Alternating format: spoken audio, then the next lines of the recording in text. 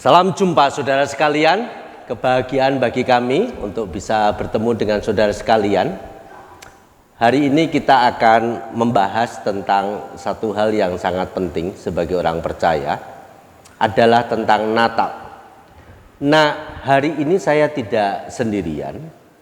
Bersama saya ada dua pemimpin, dua tokoh gereja yang sangat penting bagi kegerakan gereja Mennonite di Yogyakarta, supaya saudara sekalian tahu bahwa podcast ini adalah sebuah upaya dari kami, dari kelompok gereja Mennonite yang ada di Jogja, untuk terus membahas bagaimana nilai-nilai, bagaimana prinsip-prinsip hidup yang dikembangkan oleh orang-orang Mennonite untuk bisa mengembangkan teologi yang menjawab kebutuhan kehidupan hari-hari ini.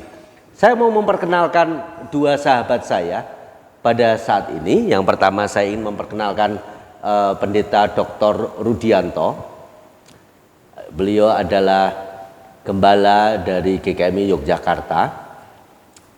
Dan di sebelahnya adalah Pendeta Eko Budi dari GITJ Yogyakarta. Dan hari ini kita akan membahas tentang masalah Natal. Oleh karena itu kita akan segera memulai percakapan itu dengan melihat dari beberapa hal. Bagaimana Natal itu dibahasakan, dimengerti secara teologi. Bagaimana Natal dimengerti secara misi. Dan bagaimana Natal kemudian berakar secara budaya dan dikembangkan sampai hari ini. Dan oleh karena itu saya mengajak kita mulai diskusi. Siapa mau duluan? Pak Rudi duluan. Monggo Pak Rudi duluan. Ya, untuk membahas tentang konsep teologi Natal dan kaitannya dengan misi. Iya, terima kasih Pak Pinoko. Selamat siang juga untuk Pak Eko. Selamat siang. Juga teman-teman yang menyaksikan perbincangan ini. Natal itu kan dari kata Latin natus.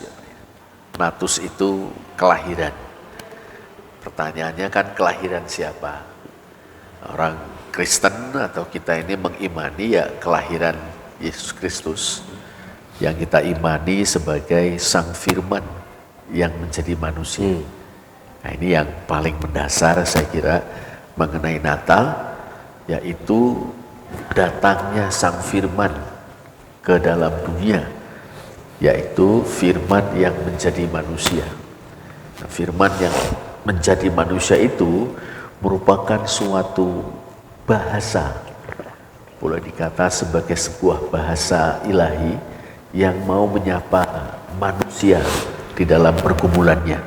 Nah, ini bahasa ilahi yang ingin menyapa manusia dengan kasih, ingin menyapa manusia dengan rahmat, supaya manusia di tengah pergumulannya itu boleh menangkap sesuatu bahwa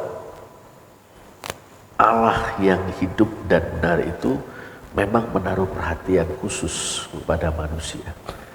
Nah, kurang lebih seperti itu dulu ini Pak. Iya, ya. Jadi Allah menaruh perhatiannya, dia masuk secara budaya di dalam kehidupan manusia. Piye Pak Eko? Iya, oke. Terima kasih Pak Bin. Tadi saya ingin menggarisbawahi apa yang sudah disampaikan oleh Pak Rudianto. Sapaan Allah terhadap manusia. Artinya sapaan Allah ini adalah sesuatu yang bisa dimengerti, bisa dipahami oleh manusia. Dan hal inilah yang kemudian Natal itu menjadi menarik. Karena kalau kita tahu Natal, peristiwa Natal terkait dengan sapaan Allah yang menjadi manusia itu terjadi di daerah Timur Tengah yang notabene adalah kawasan Asia. Tetapi ternyata dalam perjalanan waktunya gitu ya, Natal menjadi besar di Barat. Nah, ornamen-ornamen yang ada begitu ya, itu yang datang ke Indonesia hampir semua itu kan produk dari Barat. Dan kita yang ada di Indonesia seakan-akan menjadikan itu sebagai sesuatu yang harus ada. Sehingga esensi dari Natal itu seringkali luput dari perhatian. Banyak gereja yang lebih senang kemudian bicara tentang bagaimana membuat pohon Natal yang indah, bagaimana pernak-pernik Natal seperti boneka salju, padahal kita di Indonesia belum pernah bersentuhan yang namanya salju begitu ya. Kemudian bagaimana Sinterklas, itu jauh lebih utama daripada sapaan Allah gitu kan. Tapi saya bersyukur jikalau saat ini kemudian Natal itu juga menjadi satu peristiwa yang juga menyentuh budaya. Karena misalnya di kalangan gereja-gereja GTJ begitu ya, nuansa Natal sekarang sudah mulai misalnya dress code-nya pakai pakaian Jawa. Nah, itu menarik gitu ya. Artinya mereka sudah memahami bahwa sapaan Allah yang paling esensi itu adalah bagaimana mereka mengerti Natal, memahami Natal, bahwa cinta Allah itu begitu besar. Nah, dan budaya kemudian juga bisa dipakai untuk membuat cinta Allah itu semakin bisa dimengerti. Ya, itu. Nah, jadi Natal berkembang menjadi budaya, dia masuk dalam budaya, berkembang menjadi budaya, justru yang lebih menonjol baratnya daripada kualitas aslinya. Tapi mungkin Pak Rudi bisa ngomong tentang teologi Natal yang Allah menyapa itu, dan kemudian sekarang itu menjadi budaya yang lebih ke barat-baratan, dan kemudian kita itu malah kehilangan makna tadi itu Sinterklas. Terus kemudian apakah betul memang pohon Natal itu menggambarkan Natal yang Bethlehem itu, gitu kan? Mungkin Pak Rudi bisa mempertajam tulisan itu. Iya, bahwa Natal atau kelahiran Yesus Kristus itu merupakan sebuah bahasa ilahi sekaligus manusiawi, karena menyapa manusia. Itu rupanya memang ditanggapi secara khusus mula-mula atau pada awalnya oleh bukan kita nih, orang yang di Asia Tenggara ya. Tapi lebih dulu ditanggapi dan dalam tanggapan itu menggunakan unsur-unsur budaya ya oleh orang-orang Barat gitu. Nah, dan itu sebetulnya otentik ya. Nah, itulah cara mereka mengerti bahasa ilahi dalam matriks atau dalam dimensi kebudayaan mereka. Tapi bagaimana dengan pendapat bahwa sebetulnya orang Israel tidak merayakan Natal? Fokus gereja mula-mula secara budaya sebetulnya di Paskah. Dan bagaimana kemudian itu mengalami pergeseran dan lain sebagainya. Apakah betul demikian? Ini pertanyaan menarik. Sebenarnya kalau kita ada dua hal, kita memeriksa dalam Alkitab, memang tidak ada pernyataan yang eksplisit sama sekali bahwa gereja perdana itu merayakan Natal. Tapi memang kita menangkap sesuatu yang menarik dalam perkembangan iman perjanjian baru itu sendiri. Misalnya kalau kita menerima bahwa Injil Markus itu adalah Injil yang tertua, memang kita tidak menemukan di sana kisah Natal. Tetapi setelah Injil Markus itu ditulis, lalu ditulislah Injil Matius, kemudian Injil Lukas, lalu di sanalah kita menemukan kisah-kisah Natal. Nampaknya memang ada perkembangan dalam penghayatan iman dan nalar teologis dari gereja perdana itu. Kalau semula yang dipentingkan adalah peristiwa sengsara, kematian dan kebangkitan, kita tahu dalam Injil Markus itu mengambil porsi hampir separuh dari Injil Markus. Kemudian dalam Injil Matius dan Lukas ada kisah-kisah Natal. Rupanya gereja dalam penghayatan iman dan nalar teologisnya itu melihat bahwa peristiwa penyelamatan dimensi sejarah. Jadi bukan hanya salib dan kebangkitan, ternyata juga ada sebelum itu. Nah, kemudian kita juga ingat apa yang dikemukakan oleh Rasul Paulus kalau kita menerima surat pastoral sebagai karya beliau. Ya, beliau menasihatkan kepada Timotius dalam surat 2 Timotius pasal 1, ingatlah Yesus Kristus yang beliau bukan hanya mengatakan yang mati dan bangkit, tapi juga yang lahir dari keturunan Daud. Nah, rupanya kita lihat di abad pertama atau gereja perdana ini memang mengalami semacam perkembangan penghayatan iman dan nalar teologis dalam menyikapi peristiwa keselamatan itu. Nah, nanti ketika memasuki abad kedua, barulah gereja-gereja meskipun belum secara serempak, ya, mulai misalnya jejak-jejak awal itu tahun 126 mulai ada yang merayakan Natal seperti itu. Misalnya. Tapi itu di Israel, di Yerusalemnya atau di bangsa-bangsa Yunaninya atau memang kalau kekristenan Yahudi sendiri masuki abad kedua memang boleh dikata kita kehilangan jejak-jejak yang konkret ya, kekristenan Yahudi ya, atau yang disebut sebagai orang Kristen Yahudi itu sendiri ya, apalagi yang di Yudea itu.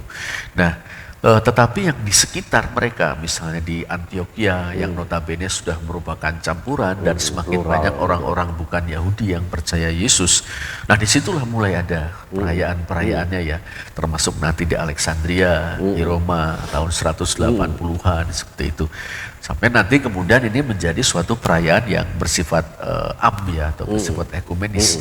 Tapi memang awalnya kita belum sampai saat ini dari data-data sejarah yang kita temukan, kita belum menemukan informasi bahwa kekristenan Yahudi khusus yang di Yudea itu merayakan Natal.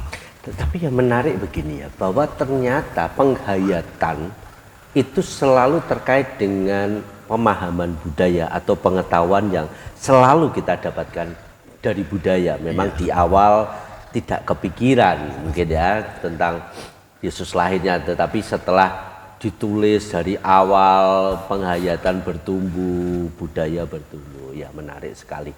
Sehingga mungkin ya bisa jadi tadi ini bisa berbeda-beda, tetapi sampai kepada satu penghayatan yang adalah kesepakatan yang itu. Betul ya. Betul. Pak Eko mau nambahin?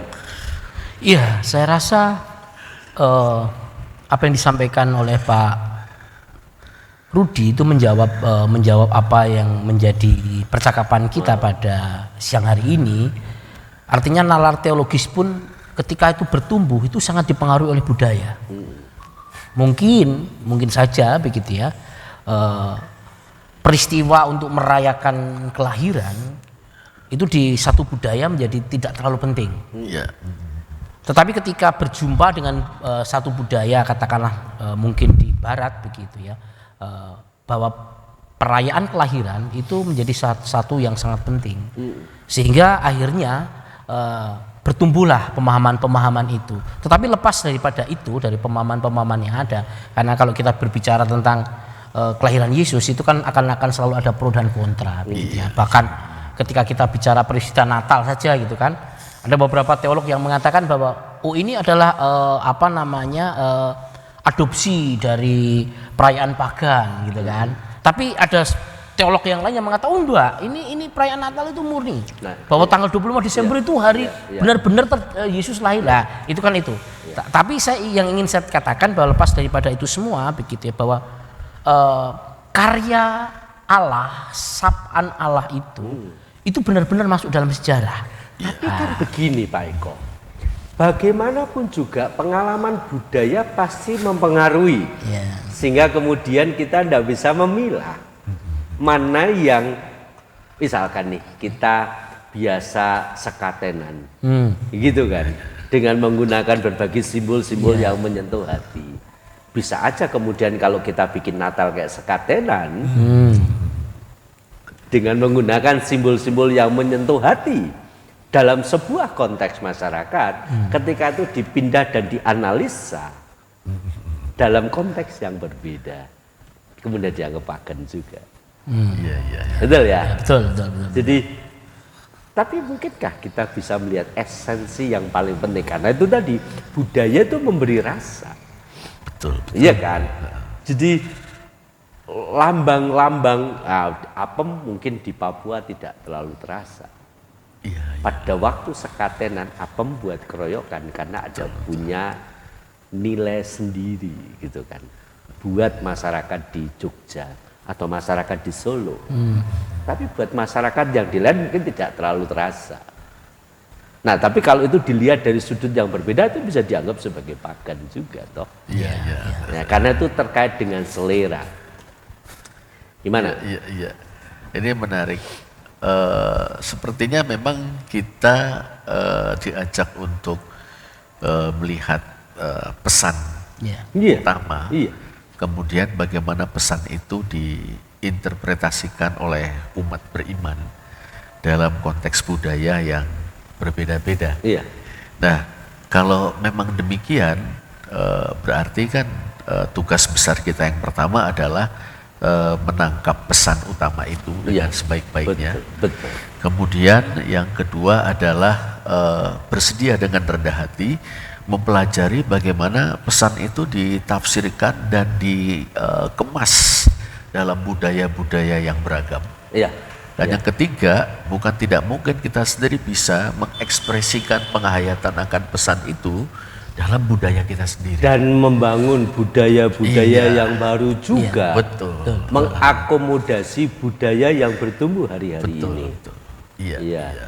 Nah, belakangan saya membuat Natal di kampus kami itu judulnya Receiving the Eternals, menerima sang kekal. Iya. Karena sang kekal itu tidak boleh dilihat dari abad pertama, abad kedua, tetapi juga abad 21 yang budayanya terus berkembang. Kalau orang abad pertama tiba-tiba ditarik ke abad 21, mereka pasti juga bilang pagan. Tapi baik kita akan coba teliti tentang topik yang paling utama tadi. Iya. Untuk menjadi pembahasan kita. Iya. Ya, apa sih topik penting yang harus menjadi pesan yang sangat mendasar bagi Natal hari-hari ini, supaya kemudian kita justru tidak terjebak dengan budaya pagan yang lain, termasuk menyembah baju, menyembah diskon, muter-muter menjadi di mall menjadi agenda wajib, dan betul-betul kita meletakkan jemaat kepada porsi yang paling mendasar. Saya justru malah curiga begitu ya. Jangan-jangan Bapaknya penuh kecurigaan.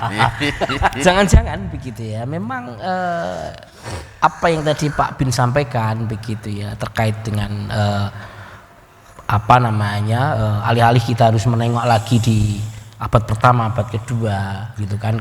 Ketika bicara tentang kekekalan berarti budaya hari ini pun juga itu bisa dipakai untuk mengerti dan memahami gitu kan. Nah, yang menjadi persoalan gitu adalah bahwa budaya yang hari-hari ini begitu luar biasa berkembang, apakah masih punya dalam tanda petik punya nilai-nilai Natal yang paling esensial begitu kan, atau jangan-jangan gitu kan justru gitu ya nilai-nilai yang istilahnya bahasa saya nilai-nilai yang sebenarnya bahkan bukan di periperi saja, bukan di pinggiran, tapi memang nilai-nilai yang sebenarnya justru jauh dari sesuatu yang paling esensial dari Natal gitu kan.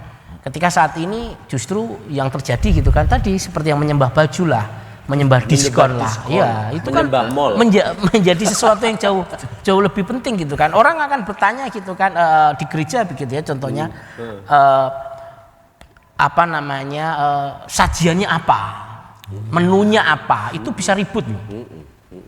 Kemudian seragam kurnya apa, gitu kan. Dress code pemudanya apa. Nah, ini menjadi persoalan yang kadangkala justru malah mewarnai di seputar Natal. Jangan-jangan gitu ya, budaya Natal itu malah condong ke itu daripada kalau kita menggunakan tema Natal tahun ini ya, kembali ke Bethlehem gitu kan. Jangan-jangan itu menjadi kegelisahan kita gitu loh. Nah, kan gini, Ya. bapak-bapak sekalian. Jadi tadi Pak Rudi itu sudah memulai dengan makna. Ya. Tapi kan ini ada transmakna. Ya. Makna yang terus mengalir, melintasi zaman. Yang harus menerus dibangun. Nah, masalahnya ketika sebuah budaya tanpa pemberian pengetahuan yang mendasar, Ya. maka makna itu akan bergeser. Nah, pertanyaan saya adalah sejauh mana sebetulnya diskusi seperti ini menjadi bentuk pemuritan bagi gereja dan jemaat yang ada di dalamnya untuk mendasar pada makna. Misalkan, biasanya gereja-gereja itu mengajar tentang Minggu Advent 1, Ya. Minggu Advent 2. Ada beberapa gereja sudah tidak mikirin begitu. Ya. Hanya pada tafsir mulai sifatnya narasi Yesus lahir, Yesus besar gitu kan. Nah, mungkin ada beberapa ide yang membuat makna yang dialihkan itu tetap menjadi sesuatu yang mendasar. Iya. Monggo. Saya akan memancing Pak Rudi biar bergerak lebih mendalam gitu Iya. ya. Ya tadi karena sudah bilang makna gitu ya. Iya. Jadi manusia itu kan juga manusia yang butuh simbol. Manusia Iya. itu kan manusia yang simbolik juga itu kan ya. Simbol-simbol itu memang perlu dimaknai, tetapi juga perlu dijelaskan. Artinya ketika misalnya contoh, saya bukan kemudian menolak pohon Natal dalam bentuk pohon cemara, enggak. Cuma yang menjadi persoalan adalah ketika itu menjadi sesuatu yang menjadi pemahaman yang beku begitu ya. Pemahaman yang beku, yang rigid, seakan-akan kalau tidak ada pohon Natal yang berbentuk itu belum Natalan gitu kan. Nah, itu yang menjadi persoalan gitu kan. Sehingga segala macam jadi pohon Natal. Iya, artinya apa? Simbol pohon Natal ini begitu ya perlu dijelaskan. Betul. Nah, perlu dijelaskan. Diharapkan dengan penjelasan itu mereka tahu cara memaknainya. Nah, ketika bicara tentang manusia sebagai makna manusia yang sebagai manusia yang butuh simbol, saya rasa Pak Rudi akan bisa menjelaskan lebih mendalam. Monggo Pak Rudi. Wah, ini menarik. Ini sulit nih. Jadi, saya ingin mulai begini Pak Eko, Pak Dugo. Tentang hubungan antara peristiwa dan makna. Ya. Nah, salah satu ciri kalau boleh kita sebut agama Alkitabiah, biblical religion, baik itu di Perjanjian Lama maupun Perjanjian Baru, itu kan memang sangat menekankan peristiwa, peristiwa historis atau peristiwa yang betul-betul terjadi, yang kemudian dimaknai. Ada peristiwa, ada maknanya, seperti itu. Ini yang pertama. Dalam perkembangan penghayatan iman dan nalar teologis gereja mula-mula atau gereja perdana itu memang awalnya yang begitu signifikan, yang begitu bermakna bagi mereka adalah bagian dari peristiwa Yesus yang disebut sengsara, kematian dan kebangkitannya. Tapi ketika nanti dalam interaksi dengan budaya, dengan berbagai budaya yang ada di masyarakat di mana Injil itu datang, makin disadari perlunya suatu kisah yang utuh tentang orang besar. Nah, ini kita juga tahu bahwa dalam masyarakat tersebut ya ada cerita-cerita tentang orang besar. Itu orang-orang besar, tokoh-tokoh besar itu. Entah itu Julius Caesar, Alexander Agung, dan sebagainya. Nah, orang-orang besar ini perlu ini diceritakan secara utuh. Jadi bukan hanya sengsara, kematian, dan kebangkitannya, tapi juga perjalanan pelayanan atau perjalanan hidupnya, bahkan sampai dengan kelahirannya. Nah, maka Injil ditulis itu, Injil ditulis dengan suatu kepekaan budaya tertentu, supaya peristiwa yang bermakna ini berbicara juga dalam berbagai budaya tadi. Nah, itu yang pertama. Yang kedua, ketika gereja memasuki abad kedua, memang selain ada perjumpaan gereja dengan budaya, juga perjumpaan dengan pemikiran-pemikiran yang dalam artian tertentu dianggap menjadi tantangan buat Injil itu sendiri, buat peristiwa yang bermakna keselamatan itu. Di antaranya yang paling serius, tantangan paling serius itu kan dari gnostisisme, yang memandang bahwa Sang Maha Besar itu mengalirkan dari dalam dirinya itu sosok-sosok ilahi itu yang nanti menciptakan dunia, berpengaruh pada kehidupan manusia dan sebagainya. Nah, ketika gereja merayakan Natal untuk pertama kalinya di tahun 120-an itu, ini memang saya kira perlu dilihat sebagai sebuah tantangan balik kepada atau sebagai jawaban terhadap gnostisisme yang tidak berminat pada sosok historis manusiawi. Paling-paling Kristus itu dianggap sebagai sebuah fantasma, sebagai hantu atau sebagai tampilan dari sosok ilahi itu yang tidak sungguh-sungguh berdarah berdaging menjadi manusia. Maka jawaban gereja terhadap itu adalah perayaan Natal. Ada kisahnya ini, dan sekarang kisah ini kita rayakan sebagai sebuah jawaban terhadap gnostisisme, bahwa dia itu sungguh-sungguh jadi manusia. Nah, ini dia berdarah daging, berdarah berdaging dia dilahirkan. Jadi kita lihat peristiwa yang bermakna keselamatan itu kemudian coba menjawab berbagai tantangan, ya, termasuk ketika coba disampaikan dalam berbagai budaya. Itu yang kedua, ya Pak. Nah, yang ketiga, kita masuk ke dalam liturgi. Ketika peristiwa-peristiwa itu masuk ke dalam ranah ibadah, penyembahan, sebagainya.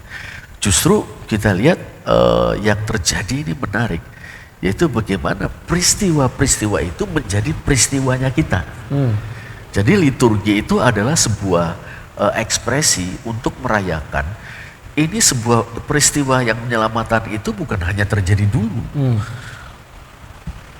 Sekarang juga, dan kita ambil bagian di dalamnya sehingga itu menjadi peristiwa kita. Ini menarik ini.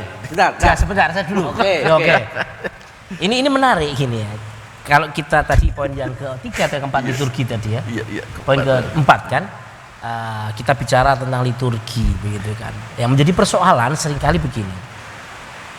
Kenapa sih gitu ya? Kita sebagai orang-orang Kristen seringkali bisa merayakan Natal sebelum tanggal 25. Tetapi ketika misalnya Paskah gitu ya, kita nggak bisa merayakan Paskah sebelum Jumat Agung, itu kan nggak bisa. Atau ketika kita merayakan pencurahan Roh Kudus gitu kan, turunnya Roh Kudus, gereja-gereja banyak sekarang ya kemudian 10 hari berdoa untuk menerima Roh Kudus, akan-akan peristiwa masa lalu itu gitu kan juga dihayati di masa kini dengan cara yang sama ketika mempersiapkan. Tapi ketika berbicara tentang Natal di bulan November pun kita bisa merayakan Natal. Lah itu kenapa Pak Rut? Menurutnya Pak Rut? Ini pertanyaan saya ini. Boleh dong saya bertanya. Enggak apa-apa, silakan. Tapi gini, saya selintas ya. Mungkin itu adalah bias. Karena Natal ini menjadi sebuah pagelaran di mana orang memerlukan panggung. Dan termasuk panggung pendeta untuk khotbah ya. Jadi itu perlu dipikirkan juga. Tapi nanti Pak Rudi juga menanggapi. Cuma begini, saya senang melihat tadi tuh dari teologi, identifikasi, terus kemudian sampai kepada celebration, perayaan, terus kemudian masuk kepada bagian liturgi, ya kan? Nah, sekarang yang menjadi pemikiran itu kan begini. Satu, kita ngomong story ya, cerita yang mendasar itu sekarang tidak lengkap. Karena kalau kita ngomong dari model gereja mula-mula, cerita Kristus itu cerita keluarga. Sama seperti ketika perjanjian lama, orang mengalami mujizat ditandain. Ingat pada waktu Yosua melewati sungai Yordan, imamnya lewat, tersibak. Terus masing-masing kepala puak ngambil batu disusun. Apa katanya? Supaya nanti kalau anak cucu tanya dijelasin. Ya. Iya, iya. Story kan? Ya. Sehingga itu diwakili oleh kepala-kepala suku, kepala-kepala puak. Dan itu tidak terjadi hari-hari ini. Cerita Natal itu sentralistik. Terjadi di gereja Ya. dan bukan menjadi bidang tafsir yang dikembangkan di dalam keluarga. Itu satu. Dan kedua, secara liturgi lagu kita mandek. Dari pulau dan benua, hai mari berhimpun, dan tidak ada pertumbuhan budaya-budaya baru. Sehingga orang kalau Natalan pasti sudah memikir malam kudus, hai mari berhimpun dari pulau dan benua. Pasti begitu. Nanti malam kudus khusus lagu untuk penyalaan lilin. Iya. Nah ini kan artinya secara liturgi pun stuck. Paling kalau berubah musiknya. Iya, iya, iya. Nah ini kan sebenarnya sebuah catatan buat gereja bahwa ternyata kita juga perlu memikirkan kalau memang itunya stagnan, maka akhirnya orang sampai kepada perayaan yang sentralistik karena ya sudah kemarin saya nyanyi itu, besok nyanyi itu, dinamika di dalam keluarganya tidak ada lagi. Iya. Nah, mari itu melanjutkan yang tadi. Sehingga tugas keluarga adalah nyari baju baru untuk Natal ini, Natal ini, Natal ini. Sehingga perlu dibagi-bagi supaya pagelarannya menarik. Iya. Nah ini sorry ya agak nyindir. Iya. Iya, iya. Ini Pak Ruth mau jawab pertanyaan saya dulu atau saya jawab pertanyaannya Pak Binuga dulu? Monggo.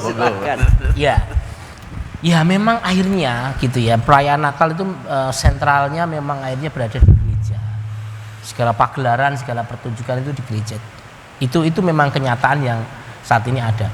Tetapi saya mau bercerita sedikit bagaimana keluarga saya gitu ya menyikapi Natal. Mungkin sudah 4-5 tahun ini saya dan keluarga itu sudah tidak lagi memusingkan tentang pakai baju apa gitu kan, celana apa. Itu degradasi Pak. Tidak tahu itu degradasi atau enggak. Terus sudah 4-5 tahun ini gitu ya, kami tidak pernah memasang pohon Natal di rumah. Sehingga ketika ada orang tamu bertanya, loh Pak Eko kok enggak memasang pohon Natal gitu kan. Lah untuk apa? Saya tanya untuk apa begitu kan. Karena yang ingin saya memberikan pengajaran kepada keluarga khususnya bahwa termasuk juga di gereja begitu kan, termasuk di gereja bagaimana memaknai Natal itu kembali kepada esensinya, sapaan Allah.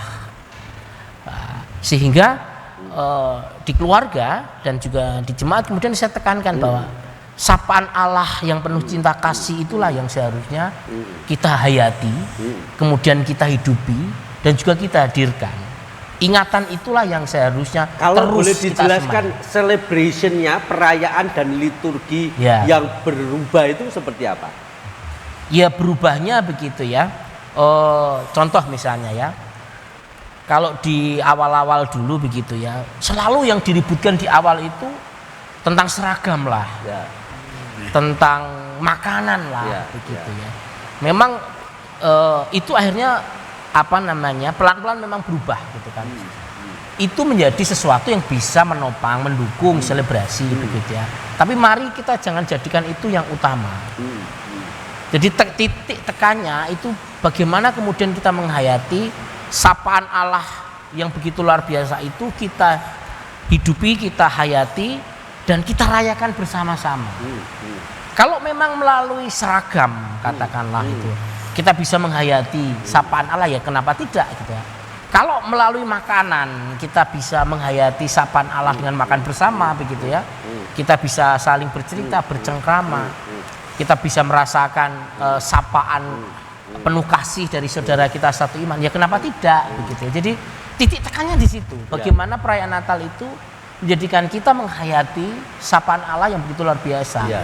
Jangan sampai justru perayaan Natal itu menjadikan kehidupan berjemaat itu justru malah ada gesekan yang yang melahirkan perselisihan yang tak pernah kunjung selesai. Iya, iya. Pak Rudi, sekarang tajemin ya. Jadi kalau memang makna itu perlu dirubah, dan Pak Eko ngomong tentang mulai mengubah kebiasaan-kebiasaan Natal. Nah, pemuritan macam apa yang perlu kita pikirkan spesifik untuk Natal sehingga tidak sentralistik, tetapi juga empowering, memberdayakan keluarga dan individu, supaya Natal itu kemudian memberikan makna-makna yang baru, menjadi sebuah pembelajaran teologi yang kita berikan kepada jemaat. Dan mestinya kan melewati perjalanan waktu, memang Natal itu akan terus menjawab tantangan zaman. Bagaimana Yesus hadir secara up to date di setiap masa. Kelahiran Yesus itu kekal dan up to date untuk umat manusia sepanjang masa. Monggo. Iya. Mungkin kita bisa mulai dengan menggunakan istilah peristiwa Yesus. Salah satunya adalah kelahiran. Nah, peristiwa Yesus ini bisa kita dekati dari 4 sisi yang nanti sisi, akan kita bahasakan dalam pemuritan ya. Ya. Sisi yang pertama adalah sisi ontologisnya. Ya. Ontologisnya, menyangkut makna. kesejarahannya. Ontologisnya menyangkut makna. Oh, pemaknaannya. Yang kedua itu adalah sisi epistemologisnya. Jadi kita tahu nih tentang kebenarannya sebagai fakta, sebagai peristiwa yang sungguh-sungguh terjadi. Ya, ya. Lalu yang ketiga adalah sisi etisnya. Ini dia, ada sisi etis atau sisi moralnya. Ya. Dan yang keempat adalah sisi misionalnya. Nah ini aksiologis ya berarti ya? Iya. Aksiologis. Aksiologis. Nah. Ini perlu dibahasakan dengan bahasa yang baru ini. Iya. Jadi supaya gampang dikunyah ini. Peristiwa kelahiran Yesus ini kita perlu menggali maknanya. Kemudian kita perlu mengerti ini sebagai sebuah peristiwa yang betul-betul telah terjadi. Lalu ini merupakan peristiwa yang memberikan tantangan moral kepada kita. Dan peristiwa yang mendorong kita untuk melakukan sesuatu untuk orang lain. Nah, 4 hal ini memang menurut saya bukan monopoli gereja. Tapi ini merupakan sesuatu yang juga hendaknya menjadi menjadi sesuatu yang dinikmati oleh keluarga-keluarga orang percaya.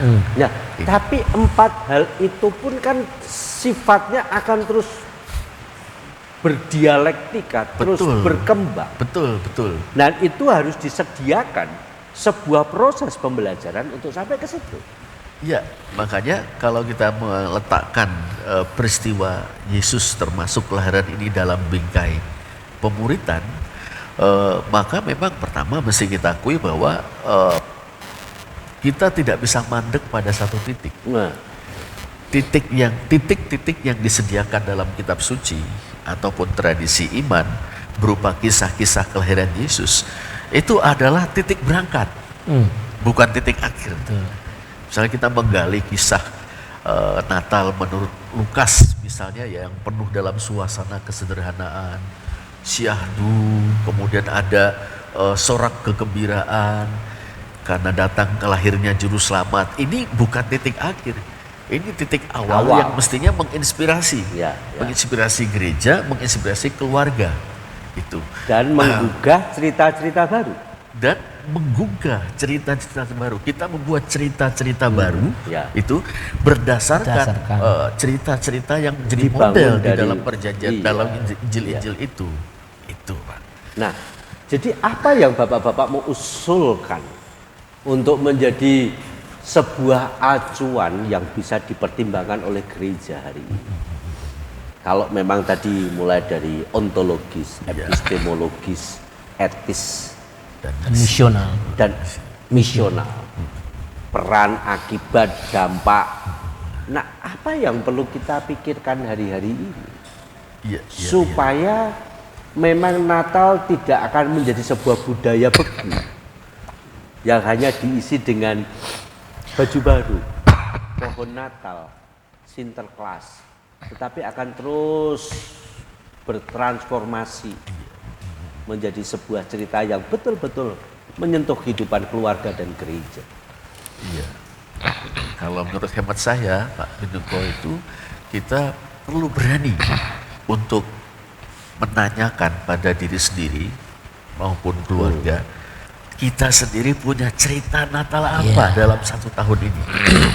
Atau gereja justru memang didorong untuk menggalang cerita itu. Betul, cerita-cerita Natal iya, kita karena ya. Kadang-kadang kita sendiri tidak menguji kadar teologi pengajaran kita di dalam diri jemaat dan keluarga-keluarga di dalam diri kita.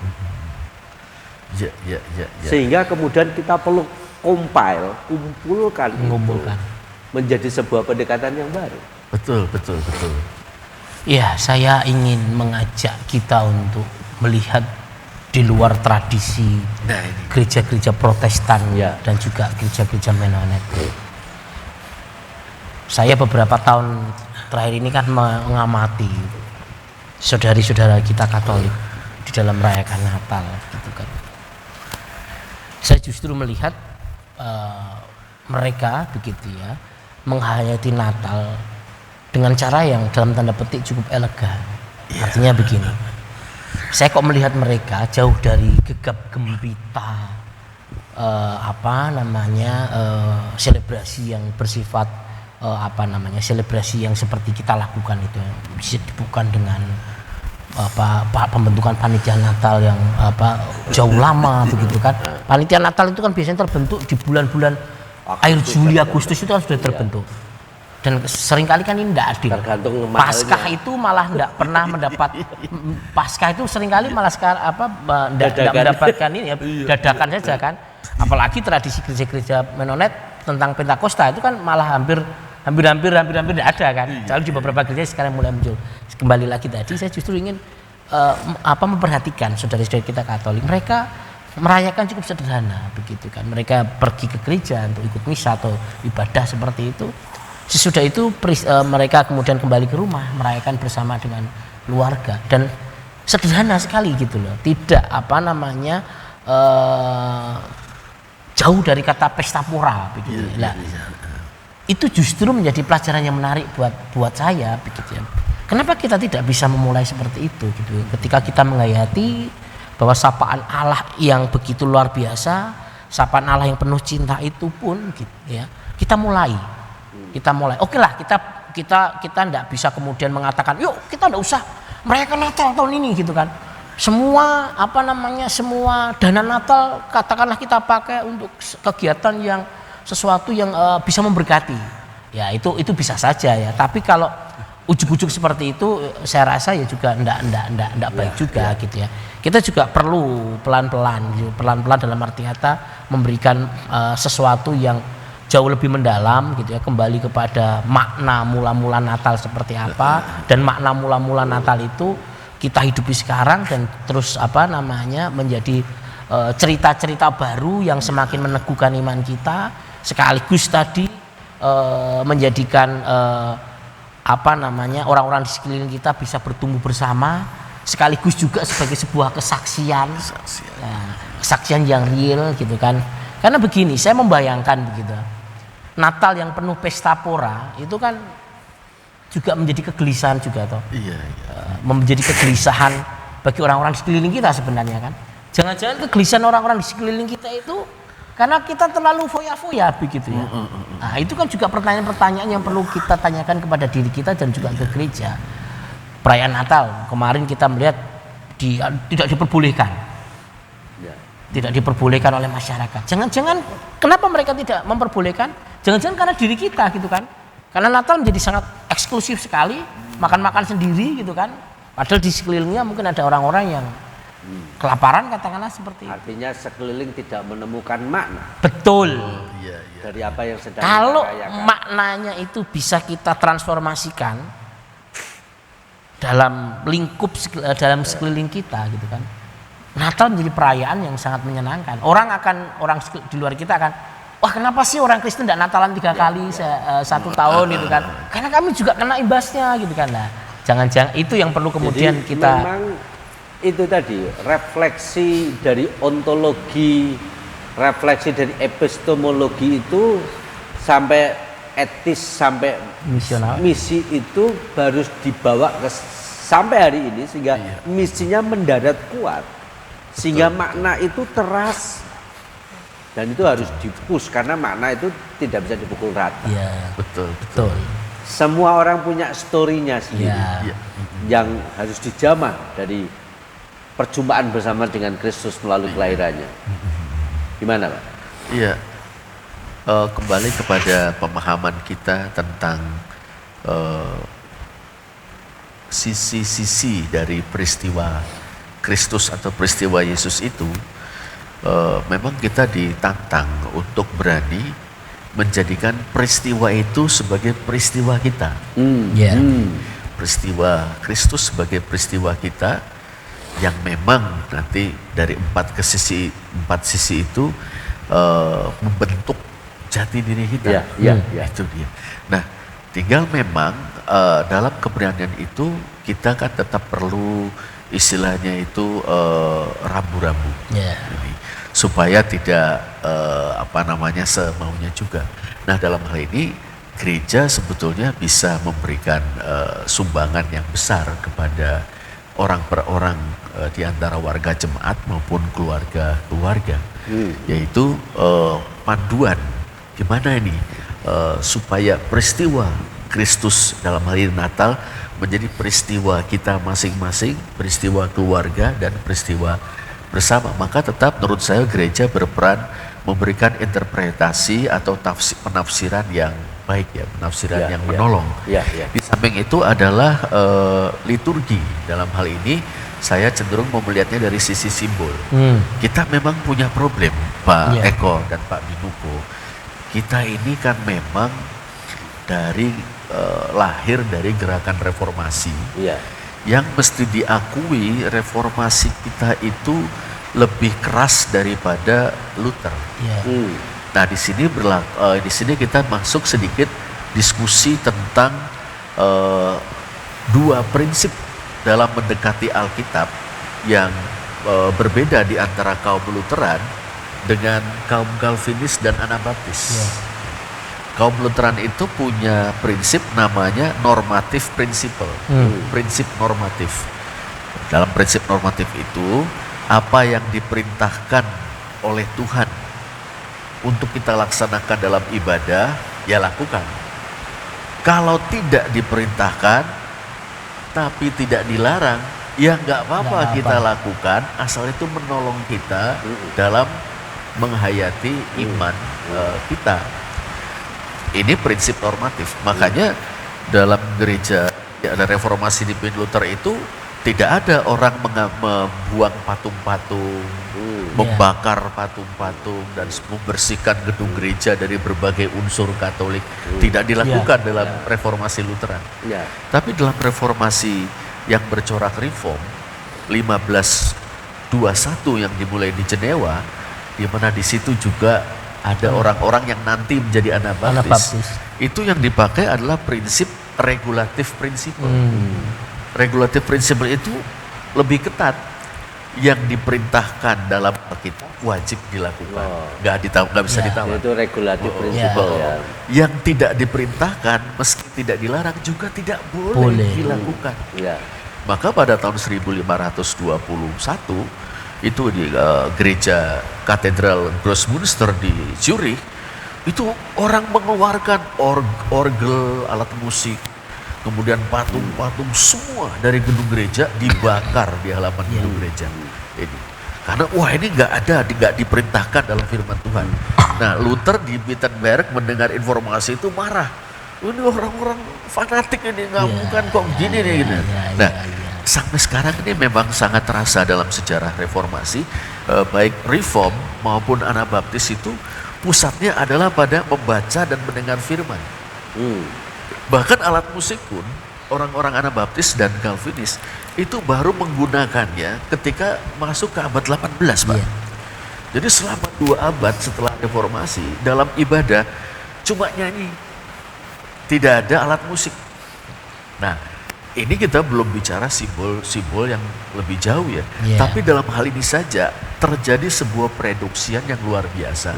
Yang pada gilirannya memang membuat kering penghayatan iman. Yeah. Nah sebetulnya liturgi dengan berbagai simbolnya itu kan mau memberikan semacam bahasa bagi iman untuk mengekspresikan dirinya. Bahasa bagi iman untuk mengekspresikan diri.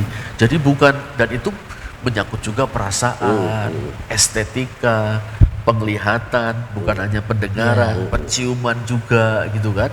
Nah, terus terang kalau tadi Pak Eko membincang tentang saudara-saudara Katolik dan juga Ortodoks ya, jelas memang mereka jauh lebih kaya. Nah, baru belakangan lah kita ini kemudian juga coba bersimbol-simbol. Cuma kadang-kadang karena kita nggak punya akar tradisi yang panjang, akhirnya punya kecenderungan ngawur yang cukup besar juga, Pak. Ini dia problemnya. Nah, saya lihat kita tetap membutuhkan liturgi dalam arti liturgi sebagai sebuah sarana menjadikan peristiwa Kristus sebagai peristiwa kita. Artinya kan peristiwa Kristus yang agung, tetapi juga akibatnya menjadi peristiwa bersama. Peristiwa bersama. Ini agak susah karena kadang-kadang antara yang agung dan bersama itu diselesaikan dengan koploan. Dengan koploan. Kadang-kadang kan itu tadi bahwa dinamika berteologi yang agung itu belum dibahas, dibicarakan dan dirasakan. Sehingga kemudian akibatnya ketika kurangnya komunikasi itu,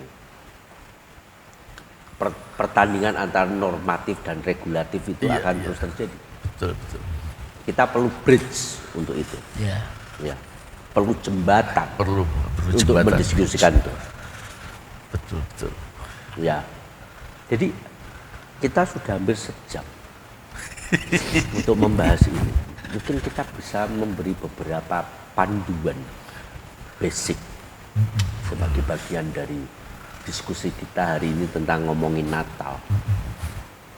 Kalau saya tadi mikir bahwa melihat dari percakapan ini kita harus memahami secara ontologis, epistemologi, melihat maknanya apa, terus melihat dari sudut epistemologinya, sehingga kemudian kita bisa melihat etika yang dibangun, sehingga apakah etis beli baju, apakah etis pakai pohon Natal, tapi bukan hanya itu, kaitannya secara misional, melibatkan orangnya apa, ini kan satu rangkaian yang perlu kita pikirkan hari-hari ini, supaya ada pemanaan yang terus berkesinambungan. Betul. Atas vertikal dan horizontalnya jalan. Itu yang tadi saya coba temukan, sehingga kemudian budaya-budaya yang baru terus kita tumbuhkan, karena ini adalah everlasting, ini adalah pekerjaan yang kekal. Orang Kristen itu merayakan Natal, kalau dia dari lahir Kristen itu antara sekitar 10-20 tahun, berpuluhan kali, saya mungkin sudah 50 kali merayakan Natal seumur hidup saya. Hari ini sudah mulai kehilangan makna dan kedalaman. Kita perlu membuat sesuatu yang baru, memaknai secara baru. Itu yang saya coba lihat. Ada lagi ya? Iya. Monggo. Iya, kalau saya pribadi begitu ya, sama yang disampaikan oleh Pak Bin ya. Memang setelah sekian lama gitu ya, merayakan Natal berulang-ulang gitu, akhirnya sampai juga pada titik di mana kayaknya Natalnya enggak, apalagi terus kemudian dapat undangan Natal tiap hari gitu ya, kayaknya terus kemudian hilang maknanya ya akhirnya begitu ya. Peristiwa Natal itu menjadi satu peristiwa yang hanya repetisi saja tanpa makna gitu kan ya. Kemudian saya kemudian berefleksi gitu ya, sudah seharusnya begitu ya kita kembali menghayati bahwa peristiwa Yesus begitu ya melalui Natal adalah peristiwa Allah di mana Allah menyatakan cinta kasih-Nya begitu ya, dan peristiwa cinta kasih Allah yang begitu besar itu begitu ya itu masuk dalam kehidupan manusia, masuk dalam budaya kita. Kenapa tidak gitu ya? Hari ini kemudian kita berpikir bagaimana budaya yang kita bangun itu menjadi sebuah cerita indah gitu ya. Cerita indah akan karya Allah melalui hidup kita dan bersama dengan keluarga, bersama dengan gereja, bersama dengan orang lain. Bagaimana karya Allah itu diwujud nyatakan, tidak hanya sekedar menjadi selebrasi yang berulang-ulang tanpa makna begitu, tetapi menjadi sebuah perayaan hidup bersama, perayaan hidup bersama sehingga sisi bagaimana kita mewartakan akan cinta Allah itu terasa begitu. Jadi itu yang PR kita bersama Pak Bin. Sebelum Pak Rudi, saya tuh tiba-tiba keinget perayaan yang keliru, selebrasi yang keliru itu sebuah kerugian teologis. Iya. Betul ya? Iya. Karena itu mengkorupsi nilai-nilai yang sedang disampaikan. Dan itu adalah hal yang penting untuk gereja lakukan. Monggo. Iya. Perlu saya kira memang melakukan upaya menggali kembali, kemudian mengevaluasi kembali. Jadi menggali kembali berarti memang di lapisan pertama adalah kisah-kisah Natal yang kita miliki di dalam Injil-Injil. Ini mesti kita gali kembali, baca kembali seperti itu. Bukan sekedar diulang-ulang. Oh, ceritanya kayak gini, ceritanya kayak gini. Sudah apa lagunya ini, lagunya itu. Betul. Kita menggalinya kembali itu di lapisan pertama. Yang kedua adalah menggalinya kembali dalam lapisan tradisi gereja yang sangat kaya. Dan saya kira dalam hal ini gereja Mennonite itu ya juga perlu belajar. Belajar juga dari kekayaan tradisi gereja yang lintas mazhab atau lintas denominasi. Saya senang itu menggunakan istilah ini Pak Eko, Pak Bin, keluarga besar Kristen. Dalam keluarga besar Kristen itu kita orang Mennonite itu ada satu bagian saja. Ada rumpun-rumpun lain di dalam keluarga besar ini yang punya kekayaan tradisi luar biasa. Katolik Roma, Ortodoks Timur, kemudian ada Eastern Orthodox ya, ada Oriental, ada Eastern Orthodox itu kita bisa belajar sebetulnya. Nah, itu yang pertama, menggali kembali. Bukan berarti dengan begitu kita kehilangan identitas sebagai Mennonite, saya kira tidak ya. Justru kita memiliki identitas dengan kita berani belajar dari saudara-saudara kita yang punya tradisi iman yang sangat kaya itu. Lalu yang ketiga, yang berikutnya adalah mengevaluasi kembali. Nah, ini keberanian mengevaluasi. Nah, selama ini kita ini dalam merayakan Natal itu jangan-jangan ya karena kita hanya melihat sisi tertentu saja dari peristiwa Yesus itu. Atau malah barangkali ya, ini pemahaman saya begini. Yang kita rayakan adalah sukacita kita, bukan misterinya yang kita rayakan. Karena merayakan sukacita ya baju, ya hiasan-hiasan. Tapi kalau merayakan misterinya, lewat tadi 4 aspek tadi, saya kira kita bisa berharap kita bisa memperkaya Natal kita dari waktu ke waktu. Oke. Menarik sekali, kita harus memperkaya Natal kita dari waktu ke waktu. Bapak Ibu dan saudara sekalian, beberapa hari lagi kita akan merayakan Natal. 2024 ini mestinya kita tidak merayakan dengan cara yang sama, karena itu adalah sebuah kerugian.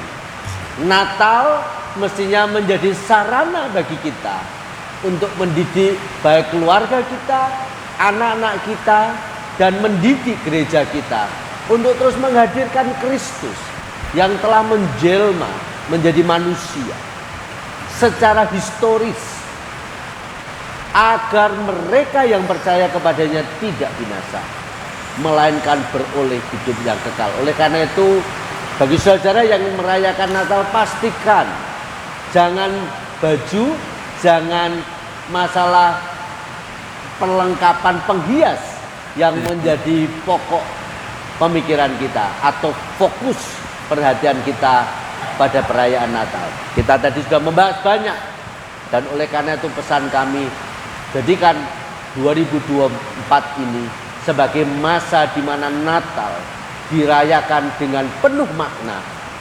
Dan makna itu bukan hanya untuk kita, keluarga kita, tetapi lingkungan di sekitar kita. Amin. Sehingga orang bisa menyambut Kristus yang ajaib itu bersama-sama dengan kita. Bukankah demikian? Iya. Ya. Betul. Terima kasih untuk percakapan kita pada hari ini. Terima kasih Pak Rudi, terima kasih Pak Eko untuk sharingnya. Sampai jumpa di dalam sharing kita selanjutnya, dan tunggu pembahasan kita untuk topik-topik menarik lainnya. Sampai jumpa.